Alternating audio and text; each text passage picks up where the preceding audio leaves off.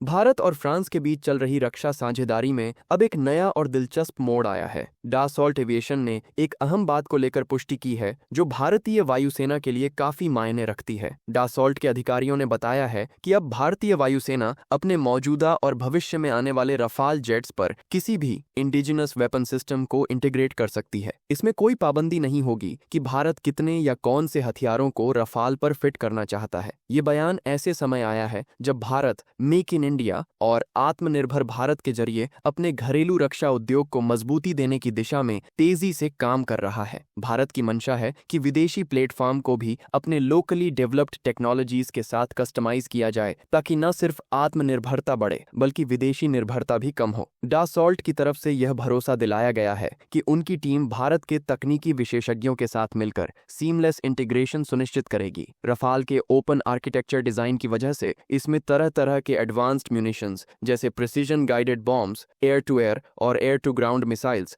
आसानी से इंटीग्रेट किए जा सकते हैं। इस डेवलपमेंट का सबसे बड़ा फायदा ये हो सकता है कि भारत का इंडिजिनस अस्त्र मिसाइल, जो कि एक beyond visual range air to air missile है, उसे रफाल पर इंटीग्रेट किया जा सकेगा। इसके अलावा DRDO द्वारा बनाए जा रहे फ्यूचर वेपन सिस्टम्स जैसे रुद्रम एंटी रेडिएशन मिसाइल या तेजी से विकसित हो रही नई जनरेशन की ग्लाइड बॉम्ब्स को भी शामिल किया जा सकता है। इससे रफाल जेट्स की लीथैलिटी और कॉम्बैट फ्लेक्सिबिलिटी दोनों ही बढ़ेगी और साथ ही भारत की इंडिजिनस रिसर्च एंड डेवलपमेंट को भी एक बड़ा प्लेटफॉर्म मिलेगा। हालांकि एक मुद्दा ऐसा है जो थोड़ी चिंता पैदा करता है, वो है रफाल के सोर्स कोड का एक्सेस। जब डासॉल्ट से पूछा गया कि क्या भारत को रफाल का सोर्स कोड मिलेगा जिससे वो बिना डासॉल्ट की डायरेक्ट मदद के वेपन सिस्टम्स इंटीग्रेट कर सके, तो कंपनी ने स्पष्ट किया कि रफाल का रडार सिस्टम जो थेल्स ने बनाया है वो प्रोप्राइटरी टेक्नोलॉजी पर आधारित है, यानी डासॉल्ट के पास उसके सॉफ्टवेयर के ऊपर अधिकार नहीं है और इसीलिए वे उसे भारत को नहीं दे सकते। रडार का सॉफ्टवेयर हिस्सा एक ऐसा संवेदनशील एरिया है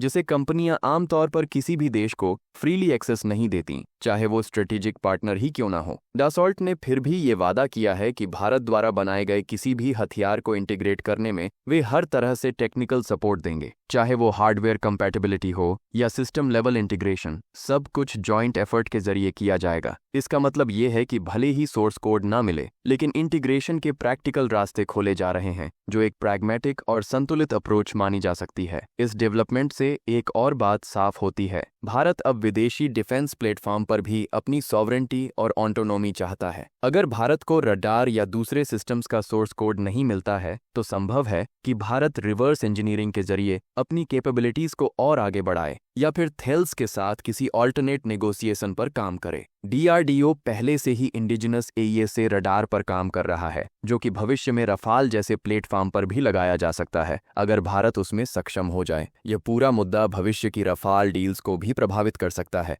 जैसे कि नेवी के लिए प्रस्तावित 26 रफाल AM फाइटर्स की डील। वायुसेना और रक्षा मंत्रालय के बीच इस बात पर जरूर चर्चा होगी कि फ्यूचर एक्विजिशंस में भारत की टेक्नोलॉजिकल ऑटोनॉमी को कितना स्पेस दिया जाएगा। यह देखना दिलचस्प होगा कि भारत किस तरह से अपनी नेगोशिएशन पोजीशन को मजबूत करता है। क्या वो ऑफसेट क्लॉसेस के जरिए ज्यादा टेक्नोलॉजी ट्रांसफर की डिमांड करेगा या फिर पूरी तरह इंडिजिनस प्लेटफॉर्म की तरफ शिफ्ट होगा, जैसे AMCA और TDBF। कुल मिलाकर ये डेवलपमेंट भारत फ्रांस रक्षा सहयोग में एक सकारात्मक लेकिन व्यावहारिक कदम है, जहां एक ओर भारत को फ्लेक्सिबिलिटी और कस्टमाइजेशन का एश्योरेंस मिल रहा है, वहीं प्रोप्राइटरी टेक्नोलॉजीज के कारण कुछ सीमाएं भी बनी हुई हैं। अब भारत के सामने असली चुनौती ये है कि वो इन सीमाओं के बावजूद अपनी रणनीतिक स्वतंत्रता को कैसे और कितना मजबूत करता है।